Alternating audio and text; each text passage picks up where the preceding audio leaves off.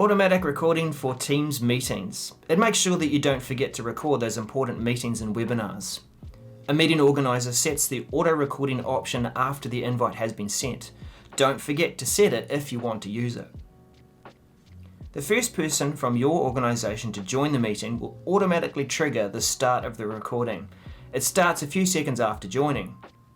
The person must be from the same organization to trigger the recording. The recording will not automatically start if a person is a guest or anonymously joining the meeting.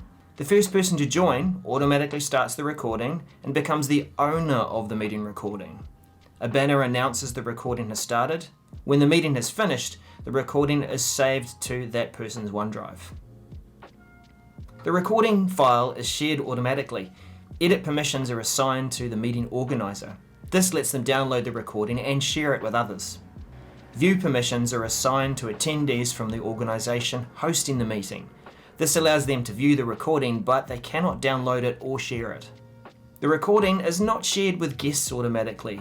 The owner of the recording or the meeting organizer needs to manually share the recording with guests if required. Now let's get into some tips and opinions. Owners or organizers may want to download and edit the recording. The meeting content may start minutes after the recording has started. Trimming the recording will ensure the meeting content starts near the beginning of the recording. Consider using a lobby.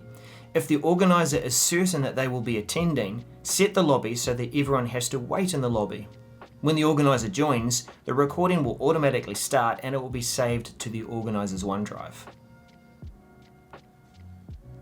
So are you ready for automatic recording of Microsoft Teams meetings?